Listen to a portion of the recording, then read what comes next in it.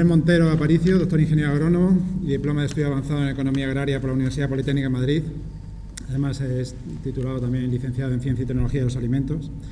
Y recientemente ha realizado la tesis doctoral acerca de la integración del cooperativismo agroalimentario en España. Y en el ámbito profesional ha trabajado en entidades públicas y privadas, entre otros en la Comisión Europea, en Eurostat, en el Instituto Nacional de Investigación y Tecnología Agraria y Alimentaria, llevando, entre otros asuntos, las relaciones con el asesoramiento y la participación en el 7º programa marco de I+D+I de la Unión Europea. Bueno, Andrés, Big Data, una oportunidad para el sector agrario. Muchas gracias. El micro, tengo que coger este, ¿no? Sí, pero tú bien. Sí, vale, este va bien. Nada, muchas gracias por la presentación, por la invitación para estar aquí con vosotros. Y la verdad es que estoy un poco abrumado porque ya después de todas las intervenciones que ha habido hasta ahora, queda poco que decir. Pero bueno, yo creo que voy a intentar darle una visión más orientada hacia el sector agroalimentario, porque nos han puesto ya el marco perfecto sobre cómo está todo el sistema de Big Data y de Open Data y los posibles sistemas de gobernanza y problemas que pueden existir. La necesidad de las redes de colaboración, de romper barreras en cuanto al trabajo para desarrollar acciones innovadoras que permitan estar en el mercado del futuro, en el mercado digital del futuro, en el cual la agricultura el sistema agroalimentario más que la agricultura, porque aquí además estamos hablando, y es muy oportuno y hay que tenerlo en cuenta, de trazabilidad de Big Data, con lo cual se tiene una visión de cadena que no debemos perder de vista y que además aquí en Andalucía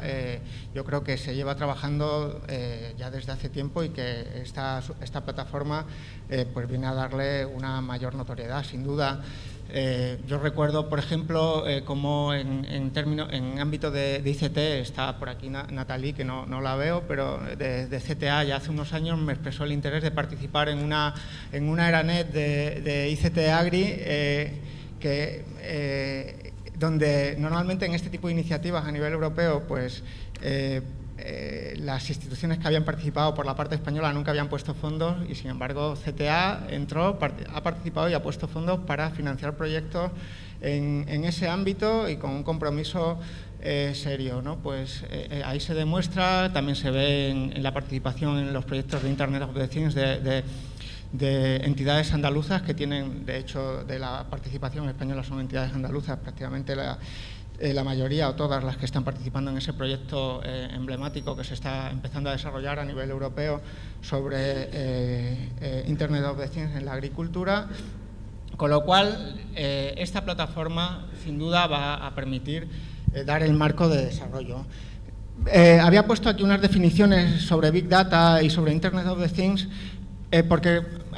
aquí hay un auditorio muy multidisciplinar, pero yo cuando estoy hablando para la gente del agroalimentario muchas veces te dicen ¿eso qué es?, ¿no? Y además muchas veces se confunden qué es Big Data, qué es Internet of the Things, porque muchas veces hablamos indistintamente o se habla indistintamente de una cosa o de la otra, pero ya después de haber hablado los anteriores expertos, sin duda todo nos queda mucho más claro y no voy a entrar a profundizar mucho más en ello, pero sí tenemos que tener claro que cuando queremos implicar a agentes que no están muy metidos en este ámbito que es el tema de la digitalización, las nuevas tecnologías en los nuevos modelos de gestión de negocios, tenemos que también tratar de utilizar un lenguaje apropiado y adecuado, orientado al objetivo que nosotros estamos persiguiendo. Y en este sentido es lo que yo pretendía. Y ya yendo directamente hacia la incidencia o las tendencias que van a permitir el Big Data y el Smart Farming o permitir su desarrollo, pues sin duda podemos encontrar distintos factores que van a permitir su impulso y también su estímulo, ¿no? Por la parte se ha hablado ya aquí, de hecho el profesor Aldana ya los ha comentado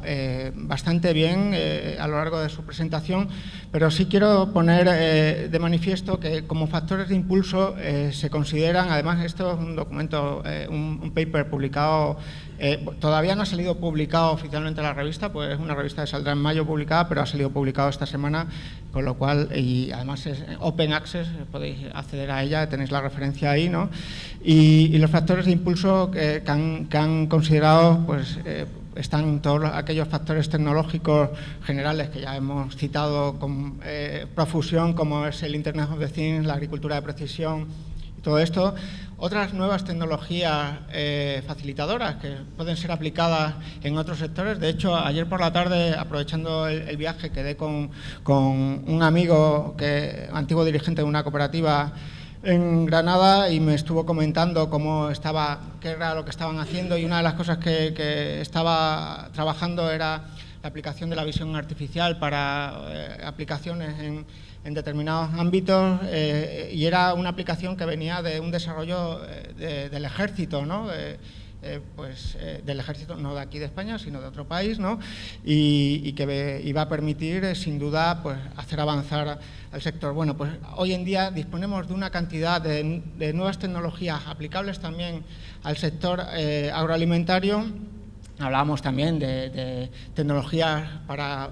post cosecha, hablábamos de otra serie y sin duda tenemos que ser capaces de incorporar todo ese conocimiento para hacer avanzar al sector. Sin duda, la generación de datos y su almacenamiento, eso hay expertos aquí que lo conocen mucho mejor, la conectividad, que también ha sido detallada, las posibilidades de innovación, y en este sentido los autores de ese informe además lo dicen, y luego entraré un poco más de lleno en eso también, que es la importancia. Cuando estamos hablando de innovación,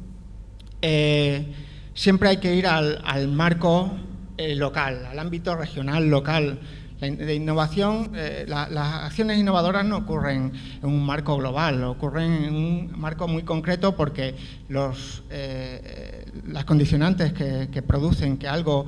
sea innovador son muy distintos en un entorno que en otro. Entonces, como tal, tenemos que pensar en ámbitos de ciencia, vamos a decir globalmente, pero en ámbitos innovadores vamos a pensar regional o localmente, que yo creo que es lo que nos va a poder hacer avanzar. Y ahí es la importancia de las regiones en el futuro desarrollo de este tipo de tecnologías y su incorporación al sector, porque son las entidades o los ámbitos administrativos más próximos a los ciudadanos y a las necesidades de los ciudadanos en ese entorno, hablando de términos también de gobernanza que luego hablaremos. Y como factores de estímulo, pues sin duda los factores empresariales de la eficiencia, el incremento de la eficiencia, porque, a ver, aquí en la audiencia hay algún que otro agrónomo, y está el viceconsejero, y yo creo que podemos convenir entre todos que con los recursos que actualmente disponemos para el desarrollo del conocimiento en el ámbito agronómico, ¿no? El avance en la biología y demás, creo, y no me confundo, y puedo decir y asegurar que es imposible que podamos cumplir con los retos que se nos proponen en los próximos años de incrementar, de mejorar la productividad, o sea, producir más alimentos para una población creciente de una forma más sostenible, o sea, utilizando menos insumos, menos materias susceptibles de ser utilizadas que no deberían o que deberían reducirse, fertilizantes, agua, fitosanitarios. Eso creo que con los recursos que actualmente disponemos no va a ser posible, y hay que buscar una solución que responda a esas necesidades a través de la incorporación de las nuevas tecnologías en la producción y en el sector agroalimentario. Y como tal, pues esa búsqueda de la eficiencia tiene que venir, pues ya desde la inauguración, que han hecho unas presentaciones estupendas también, tiene que venir de la incorporación de nuevos modelos de negocio y de gestión, la incorporación de la digitalización en las empresas, en el entorno empresarial. Y en este sentido sí quiero también comentar que aquí en Andalucía, una región que está muy cooperativizada, con lo cual es algo positivo, porque ya tenemos algo avanzado en la generación de esas redes colaborativas a priori, que se pueden desarrollar para fomentar la colaboración a lo largo de la cadena, pero de igual forma, algún estudio que hay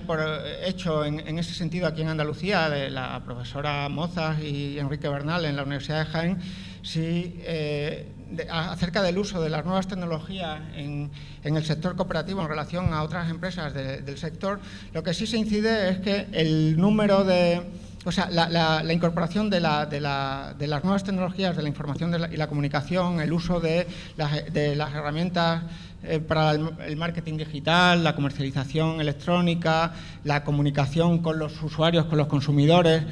todavía está en una fase muy precaria, pero eso sucede aquí y en prácticamente todo el sector agroalimentario español y podríamos decir incluso europeo, por distintas razones, ¿no? Siempre se focaliza, es un sector que está siempre con la vista prácticamente en el corto plazo y es muy complicado poner una visión a medio y largo plazo de tratar de ver hacia dónde ir, siempre tratando de solucionar los problemas que la coyuntura nos va generando y que imposibilita el poder mirar un poco más allá. Este tipo de plataformas sin duda va a permitir eso también y las iniciativas, todas las ayudas que en ese sentido, por ejemplo, he escuchado que la Junta de Andalucía, perdón, que soy extremeño y se me va la Junta de Andalucía en ese sentido está sacando, pues sin duda habrá que aprovecharlas. También cuando se ha hablado de trazabilidad y del fraude, lamentablemente hemos oído y hemos visto en las redes sociales el tema este del aceite en Italia, todo eso, pero no solo eso, o sea, eso puede ser anecdótico, sino que los consumidores cada vez están exigiendo una mayor información, lo estamos viendo, por ejemplo, con el tema del aceite de palma, la gente está muy sensibilizada con determinadas cosas y quieren saber de dónde viene, cómo se produce y quién lo está produciendo de una manera y cómo nos llega a nosotros, ¿no? Qué incidencia tiene, qué aspectos nutricionales o en la salud puede generar ese alimento o ese ingrediente dentro de un alimento, como es el caso ese que a nivel más global el aceite de palma tiene una incidencia, ¿no? Y bueno, lo que quiero decir es que tenemos la oportunidad de poder desarrollar el sector agroalimentario abordando los distintos retos que se nos plantean para una población creciente, en la sostenibilidad, en temas de seguridad alimentaria, de salud, una visión de cadena, una visión global, llegando hasta los consumidores. O sea, no tenemos que quedarnos solo en el sector primario, pero sí tener en cuenta que sin el sector primario no podemos avanzar. O sea, eso es algo que sí debemos considerar. Y como tal, tenemos que promover la colaboración y el intercambio de datos. Se ha hablado que los datos son el petróleo del futuro, pero el intercambio también entre las personas, porque a veces cuando hablamos de las barreras legales o reglamentarias que se producen, en muchos casos, incluso a nivel agroalimentario, las principales barreras no son esas, que también pueden ser, sino que se encuentran más en el ámbito personal. Hay muchas barreras que a veces impiden la colaboración y para eso están también los agentes facilitadores que permiten esa conexión entre distintas entidades, personas que hagan hacer avanzar al sector y que permitan que esas redes realmente se creen. O sea, que esas distintas personas de interés que pueda haber en distintas organizaciones acaben siendo conectadas. El paisaje de una red de Big Data en la cual se incorporen los actores empresariales puede ser ese que nos encontramos ahí, ¿no? Este viene de la misma publicación que os he comentado que ha salido publicada esta semana. Puede ser como veis, ahí el sector se encuentra en el centro y luego todas las empresas tecnológicas, las empresas de insumos, ¿no?, de agronegocio, están en ese caso las ponen en un extremo, pero en muchos casos y en función, y luego os lo diré también, de cómo sepamos nosotros colaborar y organizarnos, a lo mejor esas empresas de agribusiness que vemos ahí, en lugar de estar en un lateral, están en el centro. O sea, que tenemos que ser conscientes de eso y hacia dónde queremos ir, porque en función de cómo se produzca esa colaboración y esa compartición de datos, la soberanía y la capacidad de decisión recaerá en unos o en otros, y eso hay que tenerlo en cuenta también. Entonces, ahí vemos el entorno en el cual se desarrolla, pero a mí también me gusta poner esta diapositiva que elaboré yo, y está de hecho en la tesis y en el libro, o sea que es público y lo podéis ver. Y esta viene de un razonamiento que además le tengo que agradecer a Cintia, que me introdujo en el modelo de Lazzarini sobre el concepto del net chain, ¿no? Que lo que permite es tratar de identificar las distintas interacciones que se pueden producir a nivel sectorial, pero también a lo largo de la cadena, y tratar de captar todo el valor que se pueda producir a través de todas esas distintas interacciones. No solo tener un enfoque en cada nivel o en cada layer, ¿no? Sino que se vean todas las interacciones de una forma global. Y eso es lo que permiten este tipo de tecnologías y de la aplicación del Big Data, análisis complejos a unas interacciones complejas que lógicamente se producen, y ya lo ha dicho el profesor, que el sistema agroalimentario es complejo y como tal lo tenemos que tratar. Y ahí identifico los otros actores que habíamos visto en el escenario, pero ya poniéndole nombres más de nuestro ámbito, ¿no? Pues la investigación y la educación, luego iré sobre ello, y lo ha comentado muy bien la anterior ponente, Cecilia, que la clavado la generación de capital humano. La extensión y el asesoramiento, como veis, ahí pongo unas flechas discontinuas y unas flechas continuas. Eso tiene un sentido. Las flechas discontinuas son interacciones o actores con los que no se tienen flujos económicos, por decirlo de alguna manera, como pueden ser la educación o la investigación. Sin embargo, cuando entramos ya en el asesoramiento o la extensión, con proveedores de insumos, con proveedores tecnológicos hay interacción económica, pero también a veces, porque hemos visto, ¿no?, herramientas que pueden llegar a ser gratuitas, tipo Google y demás, aunque luego hay un interés de explotación de datos, pero existen otra serie de interacciones y hay flujos económicos de producto y de conocimiento que se producen entre esos otros actores con los que hay flechas continuas, ¿no? Y también pues, hay que tener en cuenta la financiación, ¿no? Los bancos, capital riesgo y cooperativismo de crédito, que en esta región en concreto también tiene bastante importancia. Y lo vamos a ver en alguna de las experiencias que os voy a mostrar ahora en Estados Unidos, ¿no? Y también las redes sociales y la prensa, pues hay muchas formas de llegar a los usuarios finales, a los consumidores. Se ha dicho que hay que yo, Cecilia, digo que hay que producir lo que se vende y no tratar de vender lo que uno produce, ¿no? Pues la visión es distinta, hay que tratar de adecuar lo que uno produce a las necesidades del mercado, y para eso también hay que tener la capacidad de anticipación a aquello que el mercado o los ciudadanos, ¿no? Que aquí me gusta utilizar una frase de la que fue la asesora científica principal del anterior presidente de la Comisión Europea, de Durão Barroso, era Anne Glover, una profesora británica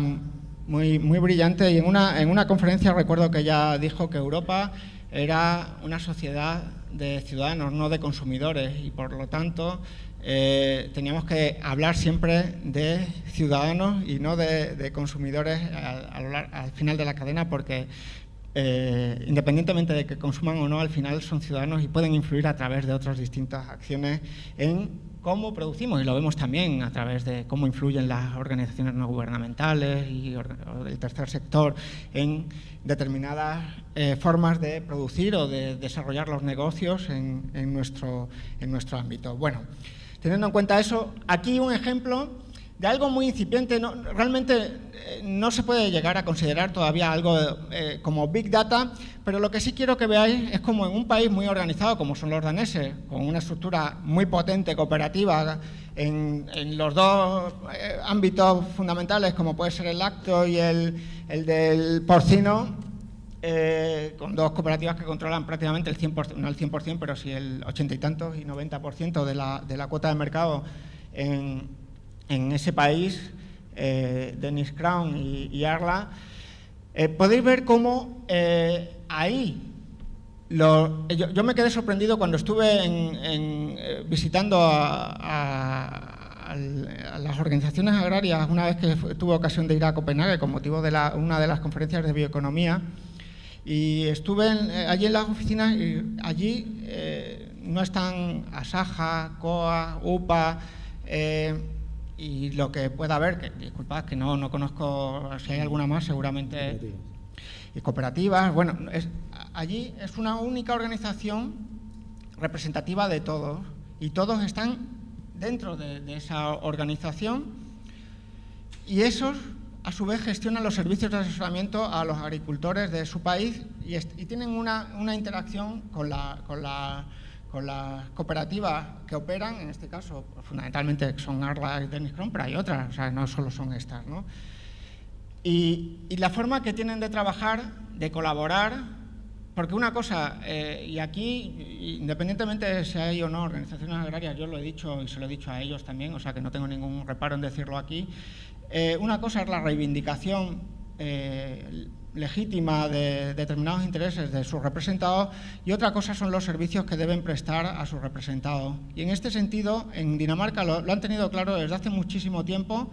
Aquí yo no estoy diciendo que no lo hayan tenido claro o no, cada uno que vea lo que se ha hecho y que juzgue, y porque no en todos los sitios ni en todas las organizaciones son iguales, Y entonces, como ejemplo, a mí me gustan los buenos ejemplos, también hay que aprender de los malos para no volverlos a repetir, pero me gustan los buenos ejemplos, y este de Dinamarca nos permite ver cómo los productores lácteos integran toda su información desde los mataderos, la sala de ordeño, la industria láctea, los bancos, todas las bases de datos estadísticas que utilizamos por la parte de la administración, los centros de investigación y también el Ministerio de Hacienda, ¿no? O sea, que combinan una serie de datos a través de esa herramienta que les permite hacer un seguimiento, un análisis y un benchmarking de cómo funcionan unas explotaciones respecto a otras y tratar de mejorar, que al final es de lo que se pretende aquí. Y no tienen ningún problema en compartir esos datos, quizás porque está bien distribuidos los roles de cada uno y cada uno sabe que los problemas esos de confidencialidad, de uso de datos para terceros y demás, no van a ser posibles. Pero ellos mismos también expresaban ciertas precauciones en cómo escalar esto a un verdadero Big Data, ¿no? Y decían que ellos tenían cierto reparo en trasladar esta herramienta a una base de datos mayor que permitiera avanzar. O sea, ellos mismos que ya están en ese entorno establecían ciertas precauciones. Vale, nosotros llevamos 40 años trabajando en esto, tenemos una infinidad de datos recogidos de las explotaciones y de la evolución de la producción láctea en Dinamarca, pero a ver, ¿cómo? Que los datos son nuestros y quién los va a explotar, cómo los van a usar, todo eso genera ciertas incertidumbres lógicas, ¿no? Y ahí también está, yo creo, el papel de la administración pública para tratar, igual que hay organismos garantes, aquí hay personas que saben muchísimo más de ello, pero hay organismos, se me ocurre a mí, garantes de la ética en la publicidad, de que en determinados medios no se utilicen, o en la ética, en la investigación, ¿no? Pues también que haya organismos garantes de cómo esos datos son usados y se almacenan y se explotan. En este sentido, y ya para acabar, sí quiero hacer mención a algo. En realidad yo estoy aquí hablando de Big Data porque yo he aprendido de alguien que lleva trabajando en esto del Big Data ya unos cuantos años y creo que es un referente a nivel europeo, y algunos de los de aquí lo conocéis, que es Brian Pope de la Universidad de Wageningen. Yo estoy un poco transmitiendo su mensaje, soy un un mero buen alumno, creo yo, buen alumno de Crane, en cierto modo, y en ese sentido, Crane, que es una persona que conoce muy bien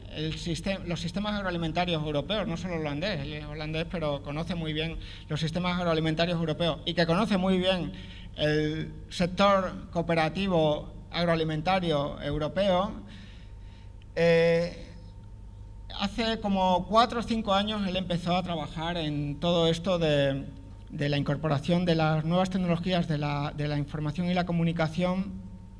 para la mejora de la productividad o de la mejora de los procesos en el sistema agroalimentario en Europa. En el último informe del grupo en el que yo he participado, del Comité Permanente de Investigación Agraria sobre sistemas de conocimiento e innovación agroalimentarios, él promovió hacer un ejercicio de prospectiva, que este tipo de ejercicios, la verdad, son siempre interesantes, independientemente de que al final se llegue hasta ahí o no, porque no deja de ser, la prospectiva no deja de ser una reflexión acerca de por dónde puede ir la cosa en base a determinados indicadores que podemos ver y qué estímulos se pueden poner para ir hacia ahí o hacia allí, ¿no? Es un poco cómo funciona. Entonces, él, con la capacidad de Wageningen, del Centro de Investigación en Economía Agroalimentaria de Wageningen, Ley, puso los recursos para hacer este estudio de prospectiva, que ayudó para ello una colega, Flor, que aquí está Cintia, que conoce muy bien también y con la que hemos colaborado. Y de ese estudio salieron 3 posibles escenarios de desarrollo futuro. Un escenario de alta tecnología, un escenario de autoorganización y un escenario de colapso. El escenario de colapso no voy a entrar en él porque todos podemos más o menos pensar hacia dónde lleva, pero sí era un escenario del cual sí se pueden extraer determinadas consecuencias, como el aprovechamiento de los recursos genéticos, la biodiversidad y todo eso. Pero bueno, yo voy a centrarme en los escenarios de alta tecnología y autoorganización, porque lo que sí se decía en ese informe, y abordando el tema del Big Data, es que en función de cómo se compartieran, y ya lo he citado al principio, cómo se compartieran esos datos y cómo participaran los distintos actores en el proceso, en la estructura de gobierno de esos datos y de aprovechamiento, de cómo se generase valor a partir de esos datos, el escenario sería uno o podría ser otro. Entonces, si dejamos o si se piensa que nosotros, los actores del sistema agroalimentario, hablo en este caso de todos los eslabones de la cadena, somos unos meros actores secundarios de este proceso de digitalización y de incorporación de las nuevas tecnologías para la mejora de la productividad, pues nos puede llevar a un escenario en el cual pues, podamos encontrarnos el desarrollo de field scripts, que está dominada por Monsanto y que es una herramienta prescriptiva y cautiva, diría yo. No deja de ser, tú utilizas mis productos siguiendo mis protocolos y vas a poder llegar a hacer esto. Y todos esos datos, lógicamente, van revirtiendo y van alimentando y retroalimentando y generando más y más y más para field scripts.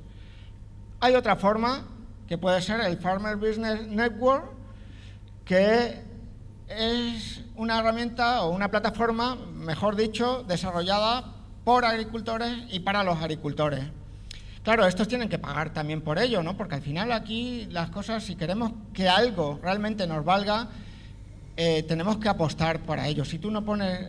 nada, difícilmente vas a poder, no crees en aquello que estás queriendo desarrollar, ¿no? Entonces, como veis ahí, en 2015, esta plataforma ya aglutinaba 7 millones de acres en 17 estados de Estados Unidos. Manejaban datos de 500 variedades de semillas y de 16 cultivos diferentes. Ahora, una noticia también de esta semana, que además le han dado un premio a la innovación allí en Estados Unidos, esta plataforma controlada por los agricultores y para los agricultores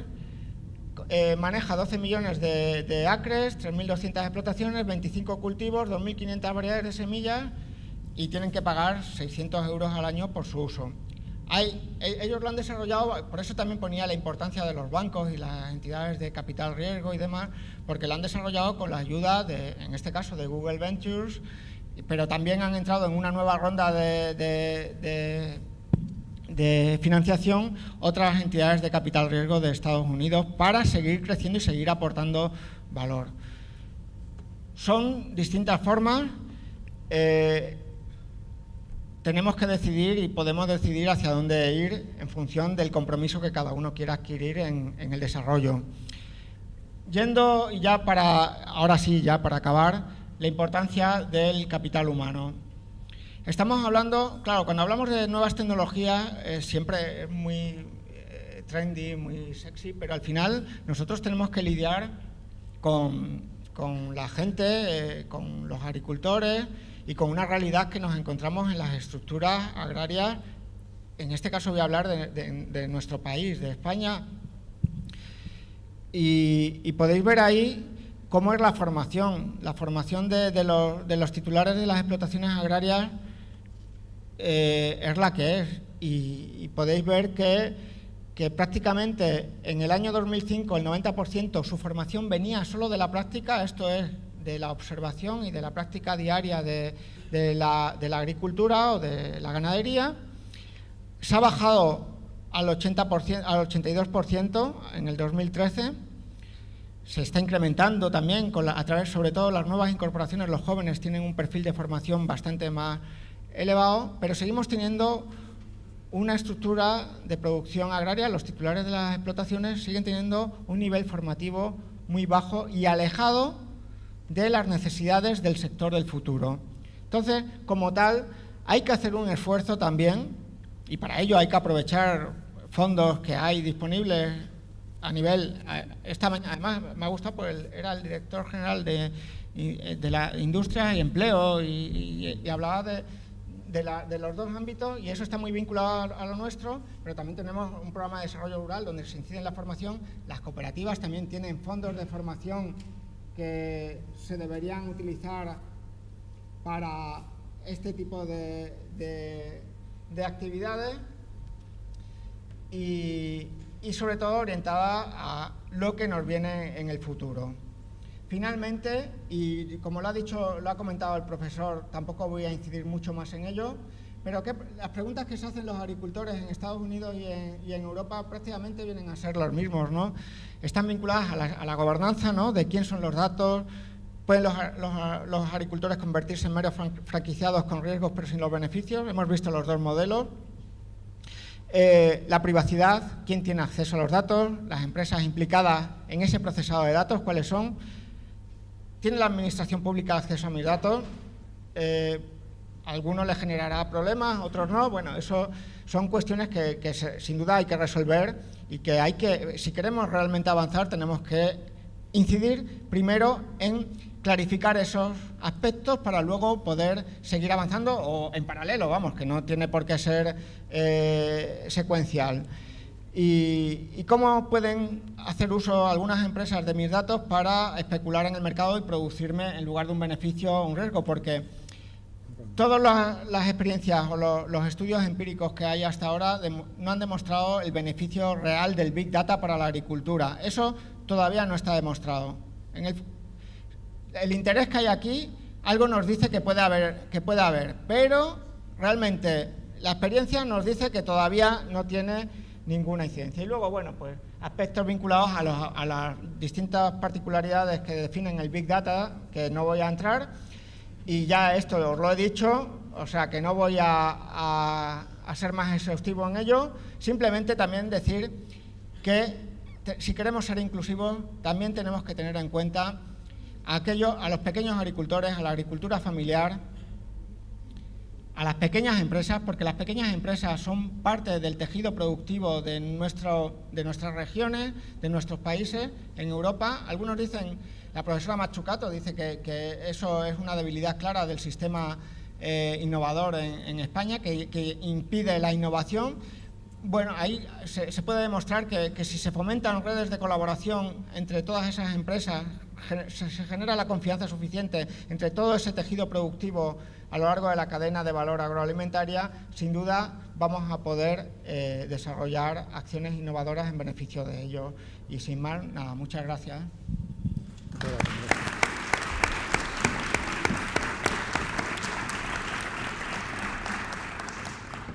Muchas gracias, Andrés. Yo creo que también ha sido